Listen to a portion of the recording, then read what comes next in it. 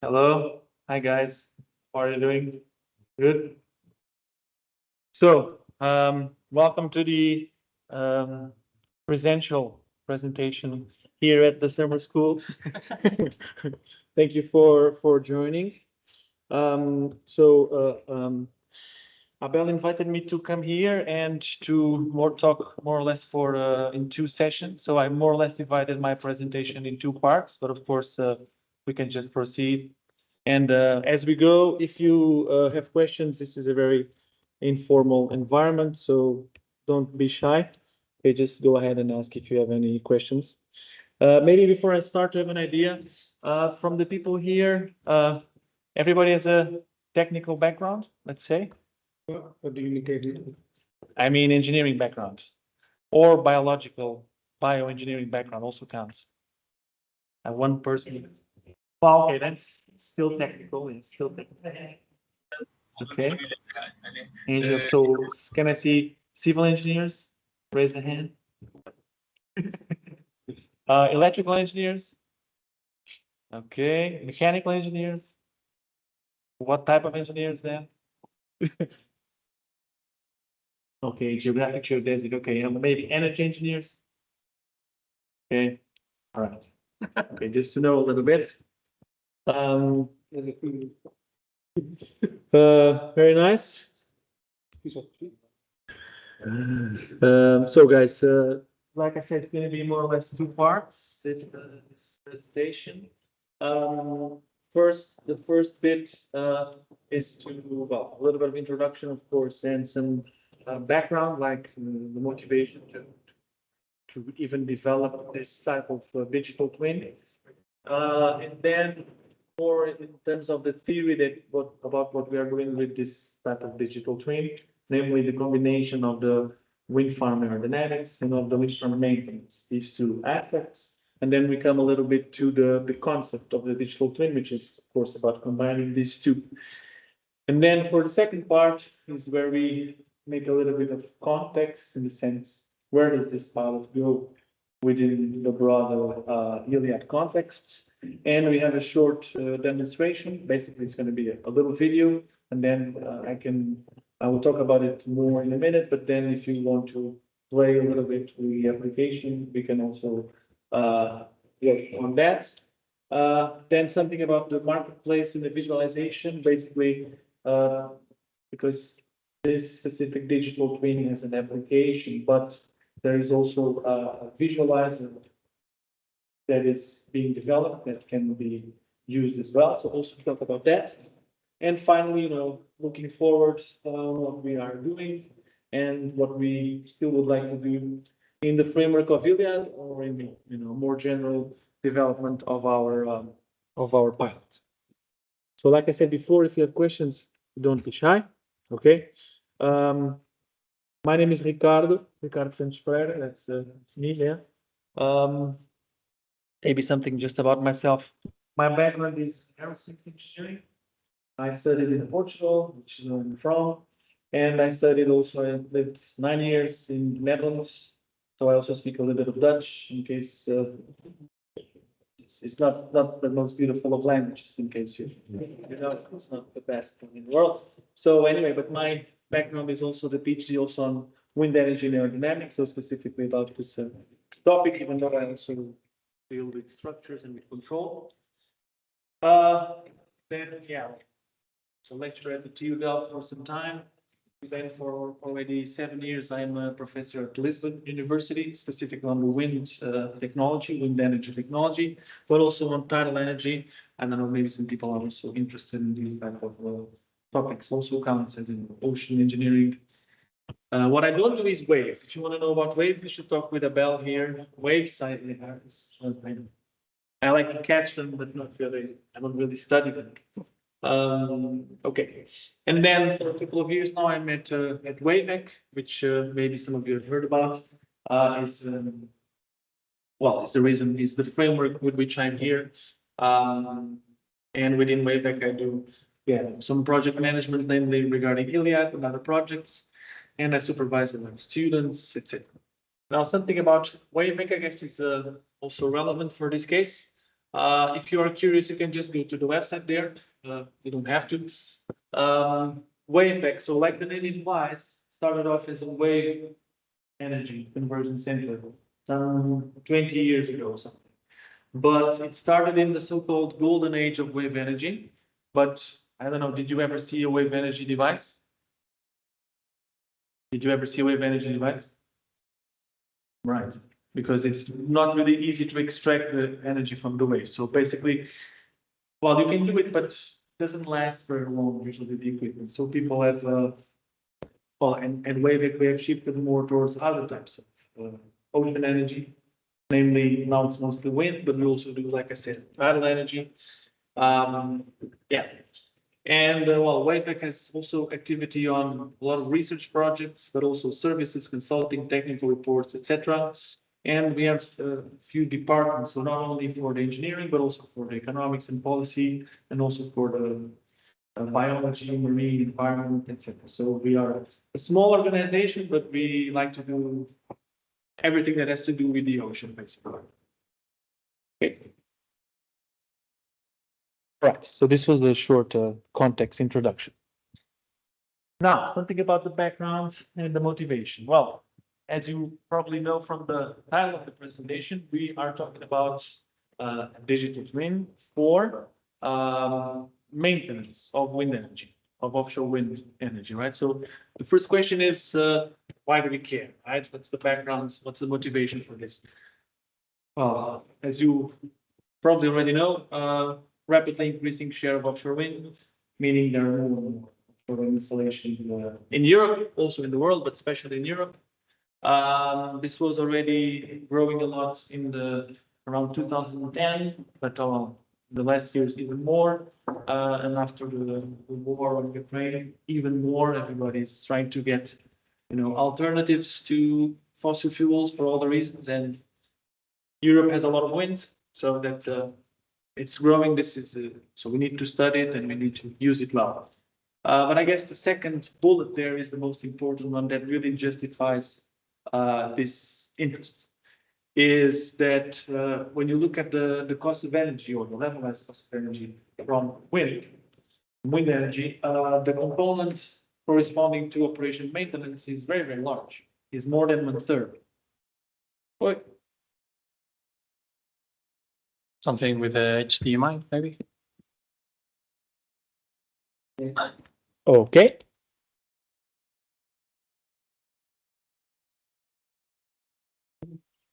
I was saying, we care about this because the component related with O&M and operation maintenance represents a very significant share of the cost. So this is also the main reason why we care about it. We have the little pie chart there, very nice. If you are, this is from this guide to floating offshore wind. Actually, if you are wanting to get some data and some graphs and information, you can check this site also. Another reason to care, of course, is that with larger wind farms, you can think about more diverse strategies for the maintenance. Basically, if you just have one turbine, you just have to, there is only one way to do it, is fixing one turbine. If you have 50 turbines, then you can think about different ways to manage the whole farm. Another reason to think about it is because now and more you have more farms. So you can think about having vessels, so boats, ships that can be used for more than one farm. So you can think about more integration, combination, etc., etc. And finally, of course, with the dissemination of digital twins, we expect that to have more accurate monitoring and control. And ultimately, this will lead to, we can increase the asset management effectiveness. Basically, we can manage, the wind farms better. This is the whole idea. So this is basically why we care about maintenance and offshore wind, because it's, very significant and it's only becoming more significant. No questions? I guess not yet. Okay. So now about operation maintenance itself in offshore wind. Well, there are, like for any type of maintenance, any object, there are two kinds, preventive and corrective. Well, the same as in your car or bike or whatever. Preventive means it needs service before it breaks. Corrective means you need to fix it after it already broke. And then we have all these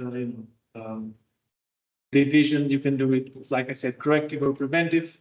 Within preventive, you can make it based on the calendar, or you can make it based on the conditions. So if you measure the condition, whatever. This is, very broad definition of, or widely applicable, I would say, three of the maintenance operations. Now, what we care about, of course, in the end, again, thinking about the cost of energy, we want to make our assets available as much as possible, meaning we want the turbines to be operating all the time, because then they're always producing energy. But there is some, let's say, some nuances there.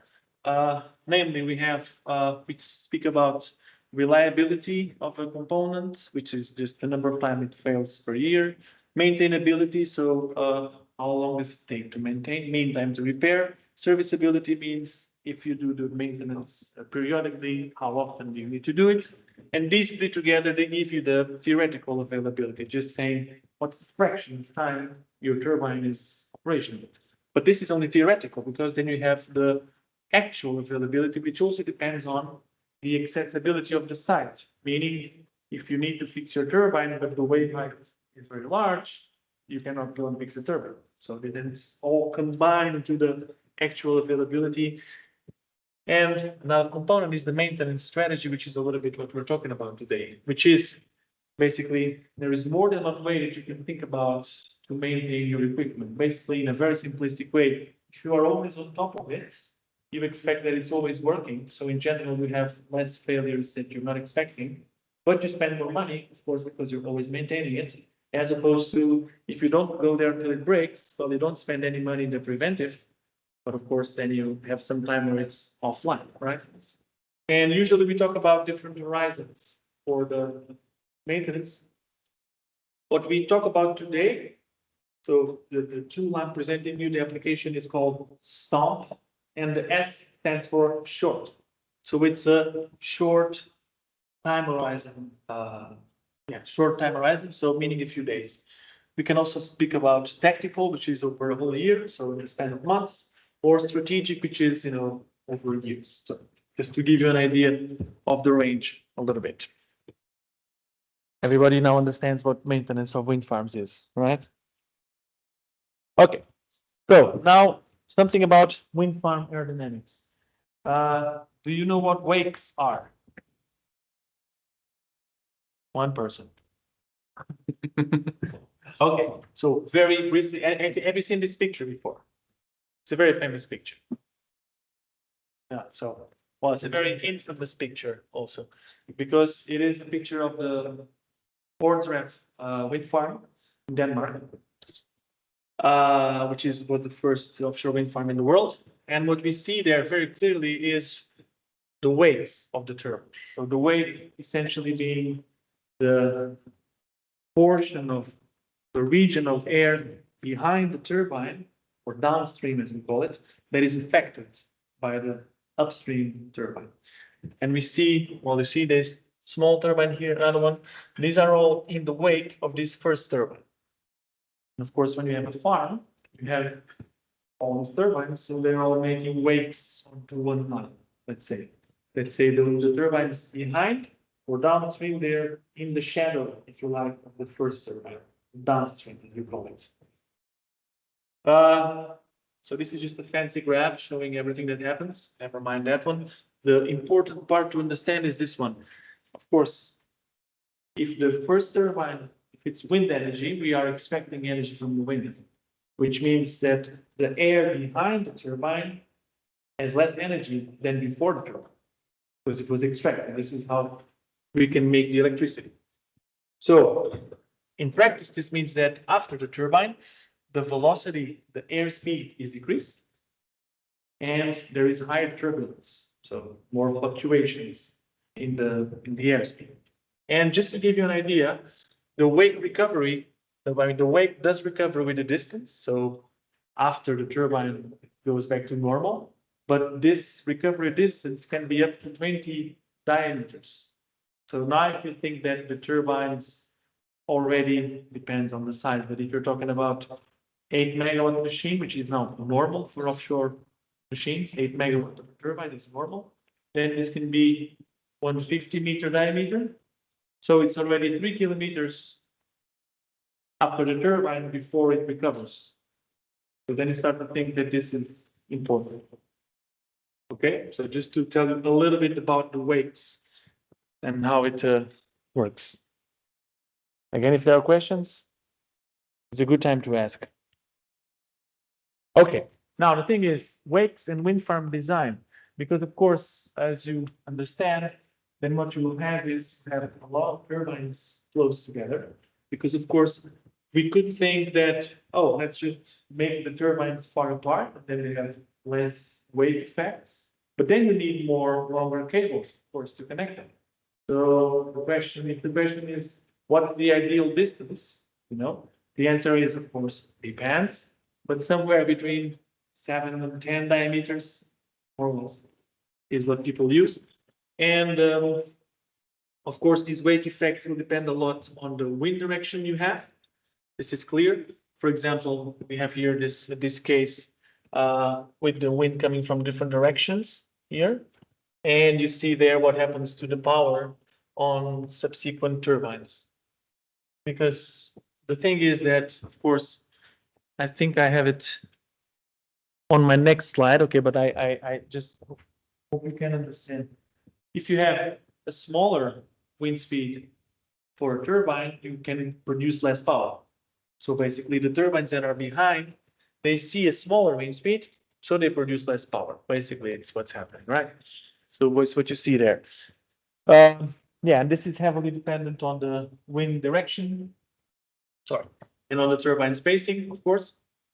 If you want to have a number in this part, we have to make beep out of the video because you cannot cite me on this.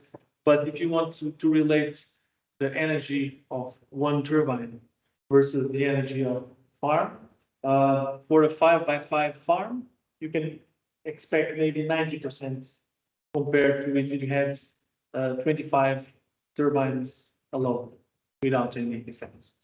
Of course, this is easy to think then when you make your farm, usually the farm has this turbine rows, so they are all aligned, right? And of course, you cannot align the rows with the dominant wind. This is why we talk about a wind farm design, which means we make the turbine layout such a way to minimize these effects, the waves. Okay, well, then there are all other things that people from aerodynamics have a lot of fun with, like the meandering, meaning that the wakes, they don't go straight, they do like a serpent a little bit. And of course, maybe there are some weather scientists in this room. No, almost. I thought it was a good bet, but I guess not. So it also, another thing that affects also the wakes is the type of atmosphere. Because if you have a very stable atmosphere, the wake will not dissipate. So it will stay very coherent for a very long period of very long distance. As opposed to if you have very unstable atmosphere, basically have a lot of mixing, usually up and down mixing, then the wake is destroyed faster. So you can get already more power for the turbines that are second and third in the row. Yeah, so as you can see, it's not an easy problem. All these things are irrelevant. This is just to explain you a little bit about wakes, why these are entering in our digital twin.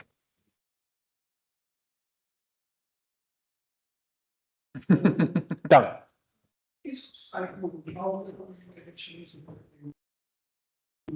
In the case of a cyclone, yes, in the case of a cyclone, you're not producing power. This is the first one. You produce power, fans, but usually the range is from 5 to 25 meters per second. That's way less than what in a cyclone happens. So during high winds, not even a second, just a storm. So what you do is, well, first you lock your turbine X. And the second thing is, usually the blades are like this. You make them into the wind that they have the least possible aerodynamic force. We call it pitch to feather or pitch to vane. These two words are there. But during cyclones, you are not producing wind energy. You are just praying the turbines will stay there.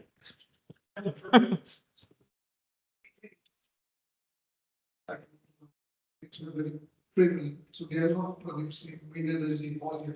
Right? I mean, They're not producing wind energy, what, sorry? all year long. Oh, no, no, no. But this never happens because, so usually or let's put it like this, sites are characterized in terms of wind climates with the viable distribution. So viable distribution, probably you know this, is a probability distribution, right? And so you have the normal distribution that's symmetric. The viable is not symmetric, has a big tail.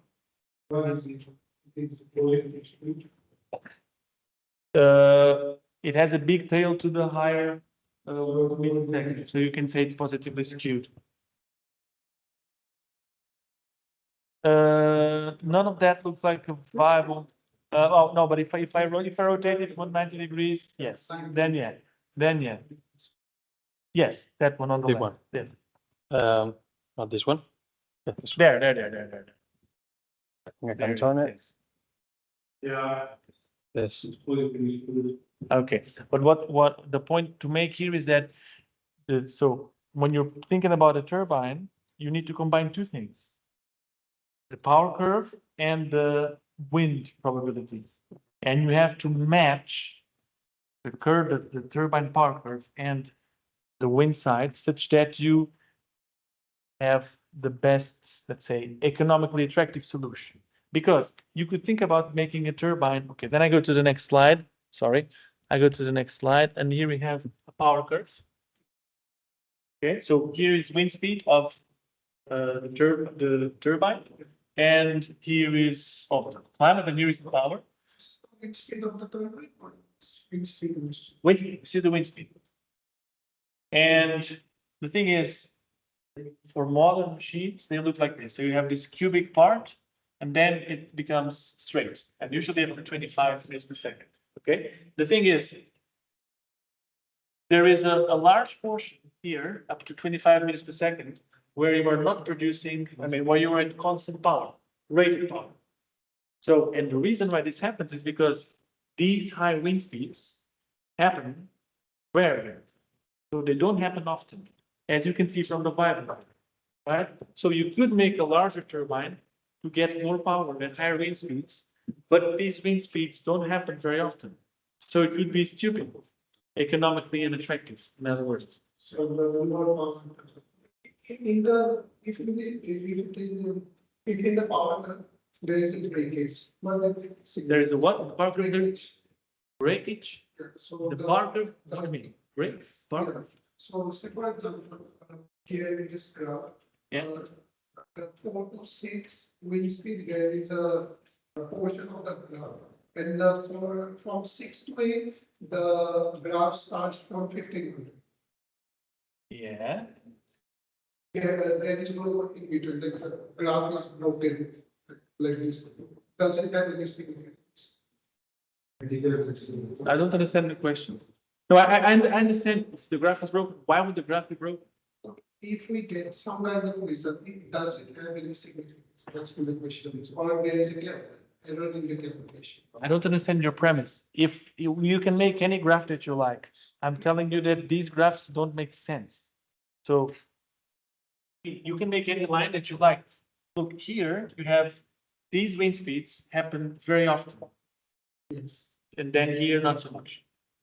So here, you want to make sure you get all the power that you can get. So the graph to just not exist there, I think you're referring to a specific example. No, but what I was saying that you mentioned that in case of cyclone, there is no power generation. So Yeah. the cyclone. Yeah, but cyclone, the wind speed is here.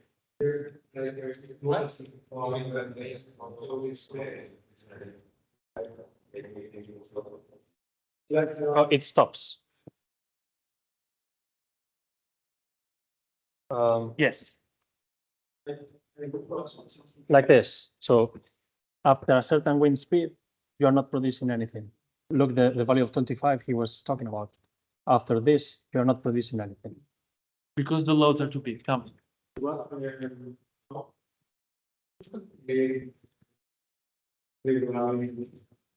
How is calculated the what? The function, that curve over there. How is calculated? Yeah, these points.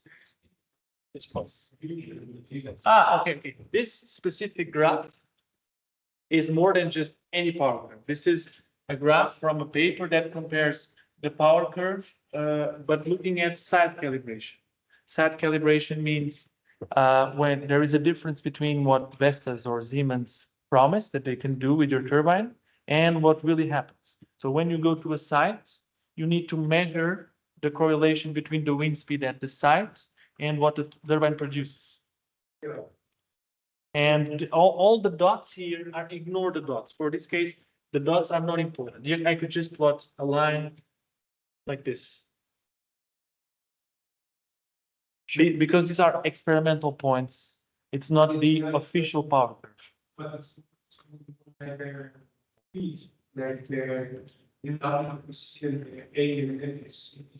something like in the red line with the dots, something like a feet for the day. It could be. So in this case, it is what the power curve would look like according to different methods that you should have. And then the dots, the spread, which corresponds to these dots, the spread. Yeah, the light ones, the spread, let's call it, correspond to experimental points. So on a given day, what was the wind speed and what was the power measured? And it did not fall on the expected line, basically. Sure. But this is, sorry if I'm defocusing a little bit. This was just to show you a power curve. So it was not this is from another paper for another topic, which is measuring power curves. Now in today's lecture, we assume we know the power. Do you know why they're asking this? Because you can see there there's a piece of paper with power curves drawn, because in the assignment they are calculating the theoretical electricity that a wind turbine will produce with a certain wind. Yes. Okay. So they are dealing with that. Okay. And we were having this discussion before. Okay. I can imagine. Yes. No, but that is much more factors that are there. I'm guessing he just gave you one power curve. So you just use that. You trust him. You just use that power curve. No problem. I didn't want to confuse you. No. No, it's good. It was not. I should have put a simpler graph. Sorry. Okay, so just to recapitulate, we had this slide on maintenance, and then we had 2 slides on the wind farm aerodynamics, basically. And so the point brings us to why we care about both at the same time. Basically, we care because if we realize that the turbines that are afterwards, turbines that are downstream, they will produce less power because they are in the wake of the other turbines, then you can think about when it's time to do the maintenance, you can select the turbine to do the maintenance based on or using this, meaning basically you choose the turbines that are downstream because you know these turbines are producing less power. So since when you do the maintenance, you have to switch off the turbine, you cannot have the people working there while the turbines. Not possible. What capacity is the like the power? What is the power difference between the turbines which are just like at the end? Like suppose you Power capacity, like what capacity are they? Suppose they have like the turbine in the front is generating power from its full capacity, 100%. What is the output capacity for the one which is right actually? So I wouldn't call it output capacity, I would just call it output. So I show the graph with that here. Look, this case is where it's fully aligned. The wind is fully aligned with the turbines, with the row, and here you are at about 60%. Now, keep in mind, that will depend a lot because for the power curve, okay, what happens is that here, for low wind speeds, your turbine is extracting as much energy as it can. But for higher wind speeds, you actually don't extract as much as you could. In other words, this means that the push that you give to the air is not that big, which means the turbine, the second and the third turbine, they will be at a higher capacity, to use your word, higher than what we saw, 60%. Yeah, so this is also a factor there. But basically, the reason to combine the wake effects and operation maintenance is really, since we have to switch off the turbine to do the maintenance, and since the downstream turbines are already producing less energy, we should do the maintenance on the downstream turbines. Basically, depending on the wind direction we choose, then which turbines to do the maintenance. This is the fundamental idea here.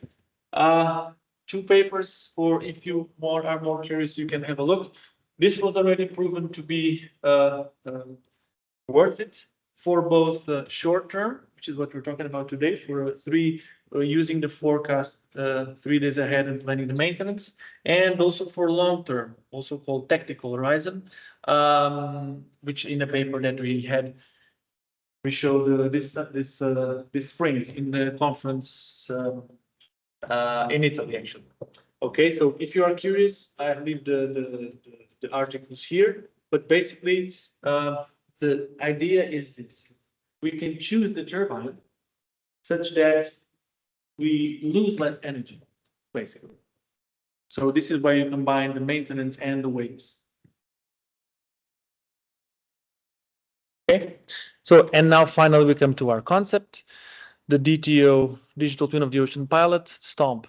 So STOMP is an acronym for short-term operation and maintenance planning, STOMP. So like the name says, it's for maintenance planning and it's short-term, as in short-term in this case, we mean 3 days. 3 days because if there was any weather person here, he would tell you that beyond 3 days, it's anybody's guess what the weather is going to be like. So we can plan our maintenance again, this type of short-term for 3 days. More than that, it's a bit meaningless. So what does STOMP do? What does our concept do? So it combines the weather forecast. So like I said, for the next 3 days, the weather forecast, mainly we look at 3 things. We look at the wind speed, we look at the wind direction, and we look at the wave heights. These are the 3 things that we care about. Basically, the wind speed tells us also if we can go or if we cannot go. If the wind speed is too high, also we cannot do maintenance. Usually higher than 15 meters per second is the threshold. We cannot do maintenance. We also look at the wind direction because then that determines the turbine that you choose. And in terms of the wave heights, let's say traditionally, the maintenance vessels can deal with wave heights up to 1.5 meters. There are new vessels now that also deal with wave heights up to 2 meters, but this is more or less the range we are thinking about. So basically, this is what we do. We combine what STOMP does. It combines the weather forecast, the availability of the vessel fleet, because it might or might not be available, it has a different price for the different vessels, etc. And it also looks at the wind farm characteristics of the developing offshore wind farm characteristics, namely how many turbines, what is the layout, how are the geometry of the farm, and what does it do?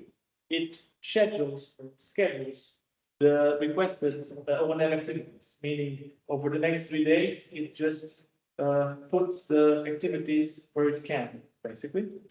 And it considers, so it uses for this scheduling, the vessel safety limits and the wake effects. And it does this with the objective of minimizing the costs of the preventive maintenance operations. And basically minimizing the costs here can mean minimizing the cost of renting the vessels, etc. And it can also mean maximizing energy production. So choosing the turbines such that you don't lose any power. Finally, we apply this to a case study with MetOcean from the Portuguese Weather Institute and to the single offshore farm in Portugal here, in Viana do Castelo, so all the way to the north of Portugal, which is our, we say, the jewel of the crown. Say, crown. What about the sea of the weather forecast? I suppose. What about the accuracy? Yeah, for the weather forecast, because I suppose that it is a different area, so you don't have. I'm seeing the local of the local area, so you don't have local wind speed and direction. Yeah. So what we do, so there is more than one way that you can do.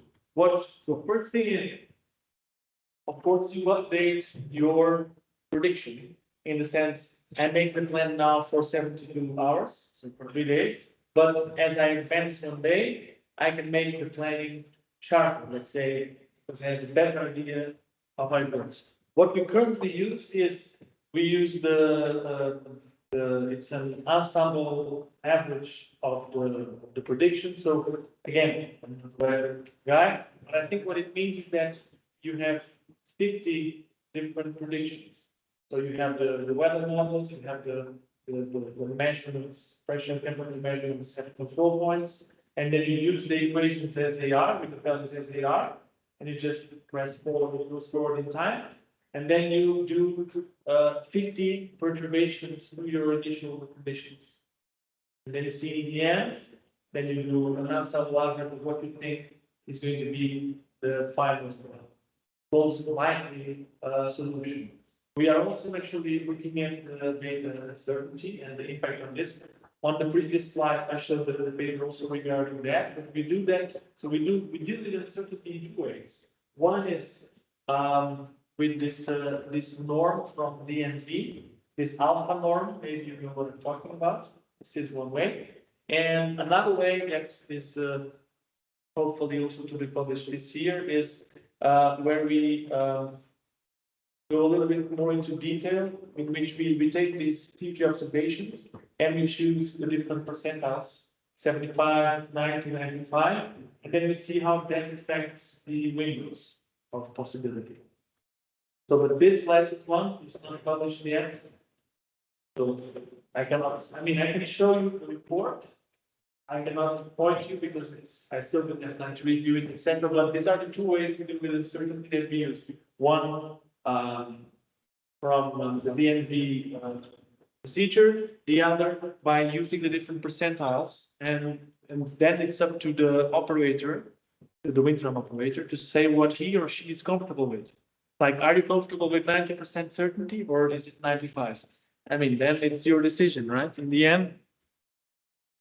Okay. More questions, Tom? In the same thing, we consider. It's possible, but it's highly unadvisable because you have to realize that they break down and you want to use parts to replace them. So then, in as much as possible, it's complicated enough.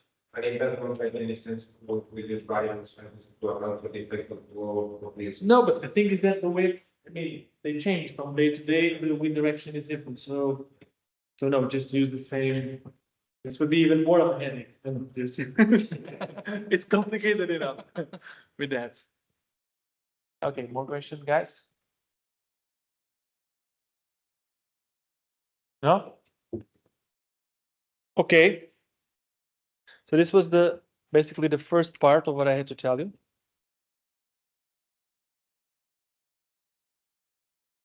Now we can go to the second part.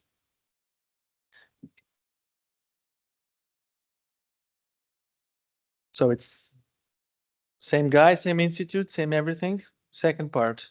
Okay. So now just a couple of slides to frame a little bit, because I guess maybe I also ask Abel here, because there were some explanation for the different components of the data management in Iliad, I guess. The different work packages, maybe not. Not work packages. Not work packages. Okay. Okay. Yeah, well, so I'll just take 30 seconds. This is just to explain, because we did the Iliad project, it is divided in all these type of work packages, meaning, well, packages of work, literally like the name says. And this is just showing the different parts that our pilot is doing. Basically, we're using the sensors part This is work package 2. We're not using citizen science. There was a presentation with the jellyfish, I guess. Nope. No? No They- presentation with the, Something with citizen science? No. nothing. Okay. Just mentioning. Okay, but you are aware of what citizen science is, I guess. Yeah, but the thing is that for this case, citizen science does not really apply for our, because you need to, doesn't really apply, so we're not using it. For work package 4, consider, this is the one that's a little bit late, delayed. Also because the rest of the Iliad architecture is not really completely done, let's say. Work package 5 has to do with the modeling. This part we are advanced. And work package 6, I will show you in a little bit, has to do with the visualization. So I'll show you something also about the procedural ocean tool, which I heard from Abel you were not aware. I will also show you a little bit about that. It's a really cool visualization tool out of immersive visualization. It's like you're playing an augmented reality game of a wind farm, basically. So you can play around. I will show you in a bit. I guess you're also not super interested in this. This is the architecture outline per work package. So I guess also maybe you're not very interested in this thing. I guess not. We're taking some pictures there, but we can go on. Yeah, we can go ahead. Okay. Now I'm going to make a demonstration. I say demonstration because what I do is I'm going to play a video where you can see the app. And the reason, anybody can use the app. For this, I just need to give you access to your account. So if you want to use the app, what you have to do is you go to the marketplace, which you have now familiar with, I think, and you select our digital twin. It's called wind energy maintenance. And then there is a green button. This green button, you can press it. And then the first thing you have to do, you have to create an account. So you can create an account, and then I can, or my colleagues back in Lisbon, they can give you access to a subscription, and then you can play with the application. So you are more than welcome to do this. I just ask that if you do this, please then I will ask you for your feedback, because we are trying to improve it, of course. So that's okay. If you can use it, this is fine. I welcome. It's great. And then if you do, then I will ask you for feedback. Okay. What else? Yes, app is online on the Iliad marketplace, and user account. Okay. So I will now just play the video. Okay, and you can see how it looks, and hopefully the video is with sound too. Played here. You played there? Okay.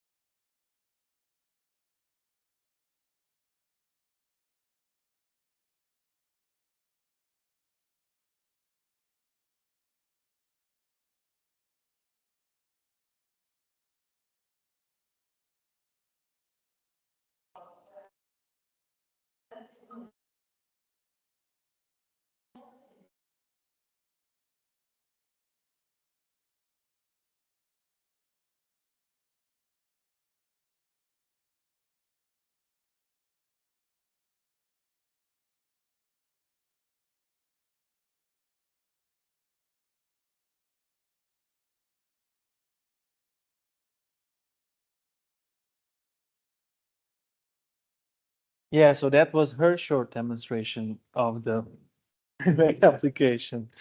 Right. So, have any questions? Maybe it's my first question. Yes. Okay. Tell me.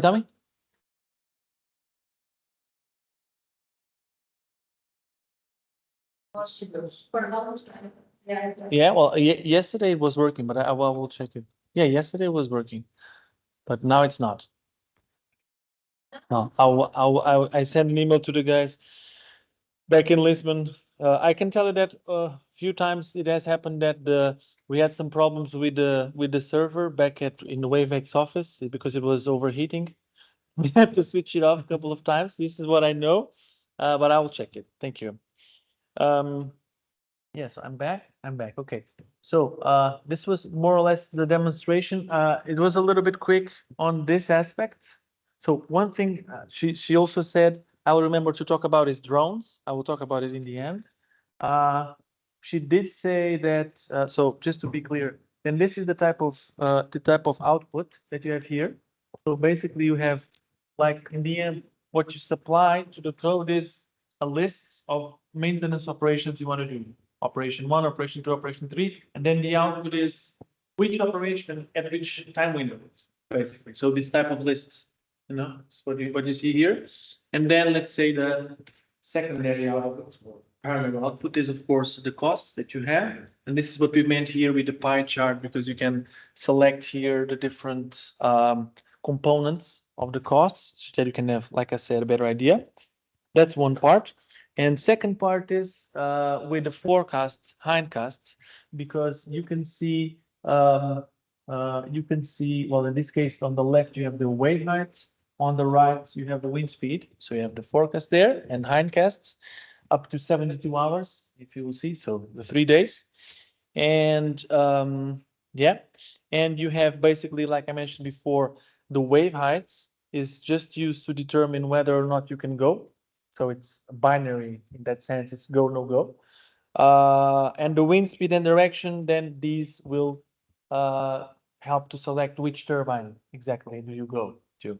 Okay, this is basically the idea here.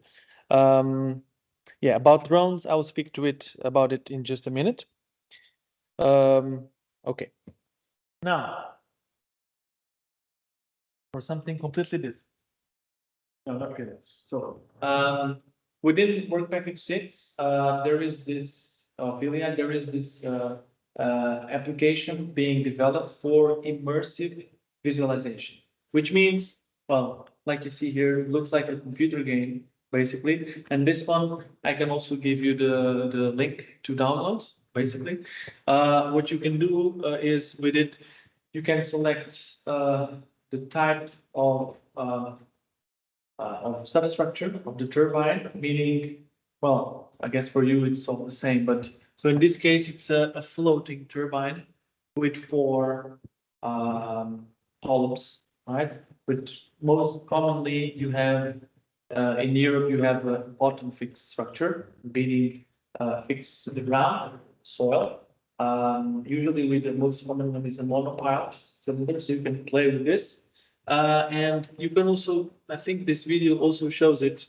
Yeah, that I'm playing a little bit with the weather parameters, namely with the wind speed and with the amount of clouds. I mean, I chose, of course, a few clouds at sunset because it's the most beautiful, out of the look that you can get.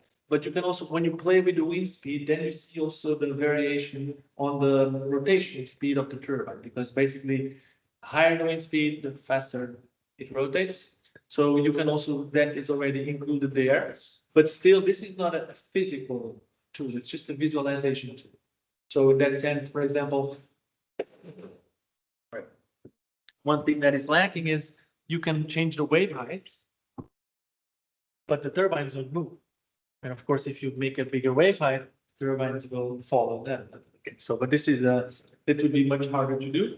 So they just put the turbines fixed. Specifically, I mean, the idea. So this is what's already done. The turbine, but this was not developed by Wavec. This was developed by BUAS. It's the Breda University of Applied Sciences. But of course, it connects nicely with our work, and I thought I would show it here because in the end, the idea is that we connect our application, namely our weather characteristics on site, and show a nice visualization like this. We already included, or I should say, they already included in our request a CTV operation. CTV is a type of boat, is the crew transfer vessel. So it's a small boat that people use for preventive maintenance, which is what we consider with pilots. Now, what we would like them to do is to connect the real weather to the clouds and the wave heights. This would be perfect, but in the meantime, the guy that was doing left his job, went to do another thing, and when these things happen, there is always some time to get back on track. But anyway, this is called procedural ocean. So if you want, maybe I share with Abel the link to download it too, because it can make really amazing. Because you can travel in this world, like it's like a game. You go left, right. You can go underwater. You see the species of fish. It's super nice. I mean, it's not. It has a little bearing with physics. Nobody said it was a physical model, but it's a very visually awesome, gorgeous model. You had a question, Tam? Supposed to be used by these things or as long as the experience. Not just the visualization, but it's in the market for the timing.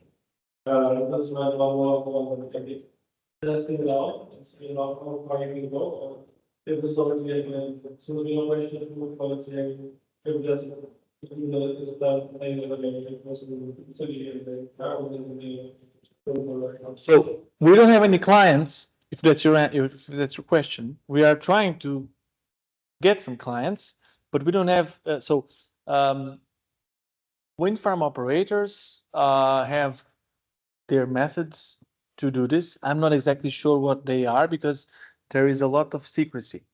But our idea, at least, was that a wind farm operator could check their plan with our tool. They had their plan, and they would just use our tool and see, look, what would we have as recommendation with this tool? This is what we see the most, straightforward, direct use is somebody who is already an operator. Of course, they're not going to just make the decisions based on our tool because we are not. If something goes wrong, we cannot be responsible for it. So of course, they will not jump to our tool like this. We are aware. We are not that naive, but what we think the direct use could be, you have an operator, Ørsted, or BayWa, or RWE, whatever. I don't know if somebody here works for any of these big three. I guess not. That already has their strategy, their plan, and they use our tool. See, oh, look, Wavec or this tool also says the same, to go now or to wait for tomorrow to go. Because basically, this is just short term. So it just tells you, you want to do these operations in the next 3 days. What's the best way to do it? We're not talking about yet about long term. That's a different scenario. Done. About this? How to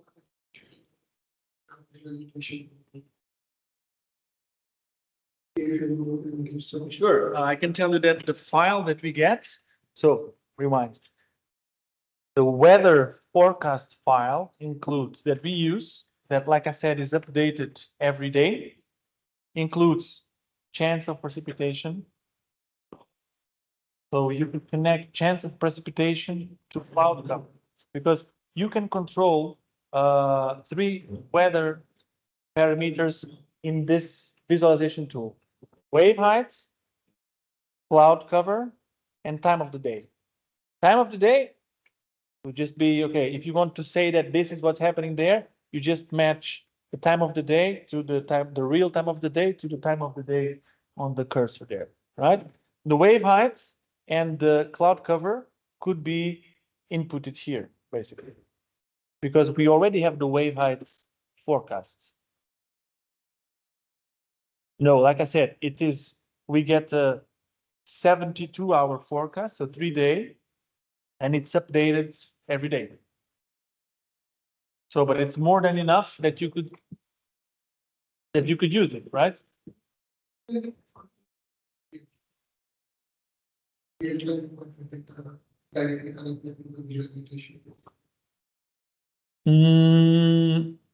No, not really. The idea is to make, I mean, if you have the camera there, sure. But if you have a camera, then just show the camera, right? Then don't bother to do this. No, but so the idea that what I see is more feasible, let's say, is we already have the weather forecast and it already says cloud cover, wave heights. And so input these here, such that when you open our app, you could also call this one and it shows a representation. I mean, people use the term digital twin, left and right, up and down, back, as you know. So I'm not going to say it's a digital twin. I'm going to say it's a nice or a very attractive representation of what's happening. Is it real time? Well, if it's updated every day and the forecast is for 72 hours, then it's not really real time because it's only updated once a day, but it is changing every hour according to the forecast. And we have a reasonably good idea of forecasts or reasonably good amount of confidence in forecasts, like I said, for a 3-day horizon. So is that real time? Thank you for finishing my sentence. Tom. It's good, you can see how the maximum speed of the turbines increases as you the winds. But I think that maybe the speed, the rotational speed of the turbines is slow now, or does that become not over, or does it really increase?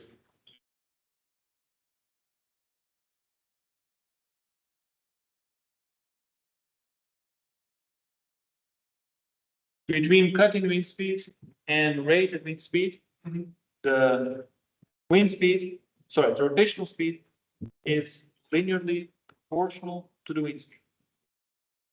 Okay, so And from so I thought the left is like the power unit, or is it the So from rated wind speed to cut out wind speed, the rotational speed is constant. okay. Okay. How do you control the power then? Because you pitch the blades.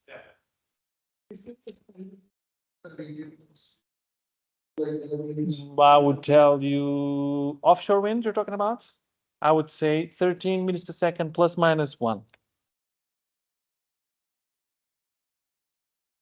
Not standard is. Oh. All right.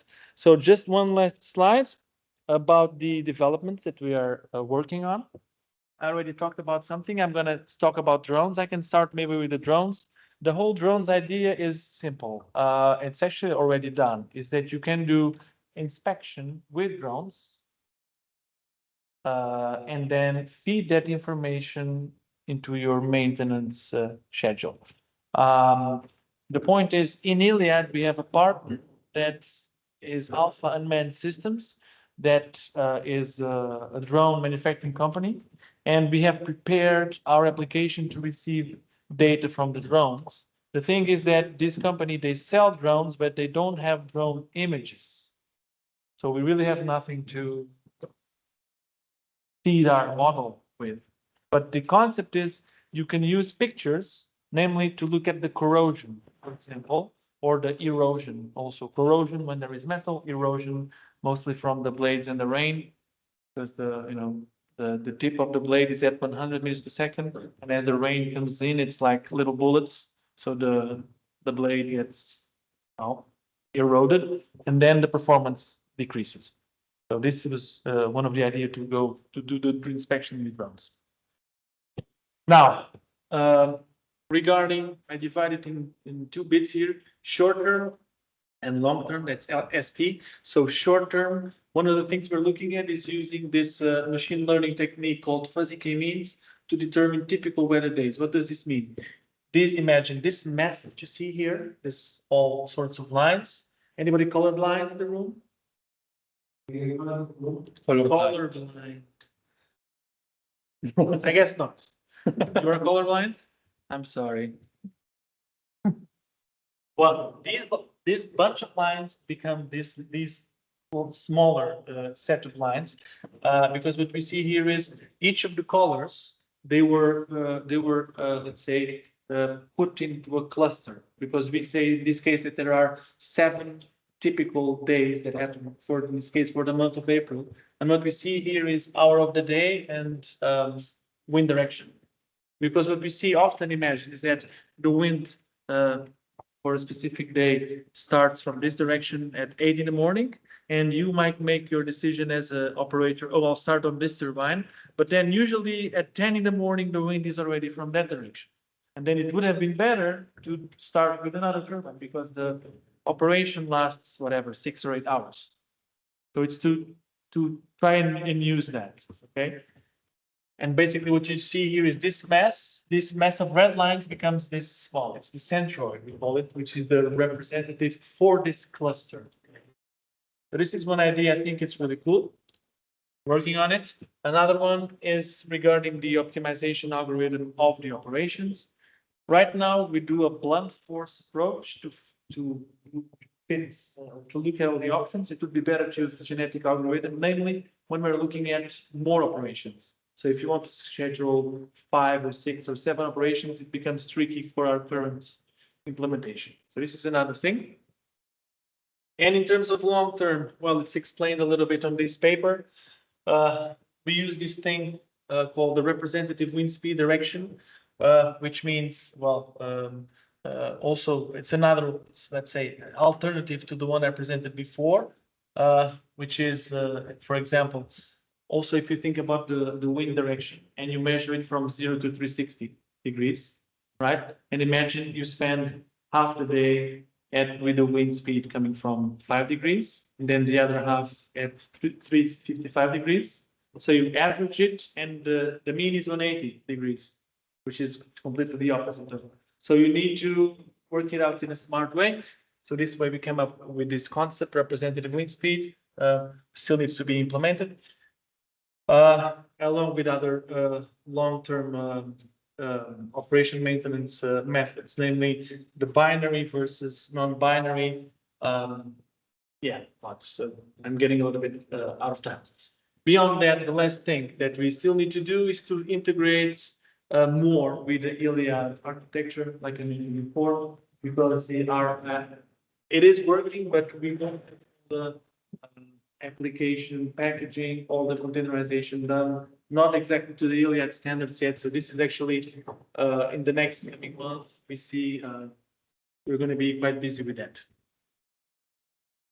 So that's it. Conclusion is what I just said. Okay. Thank you, guys.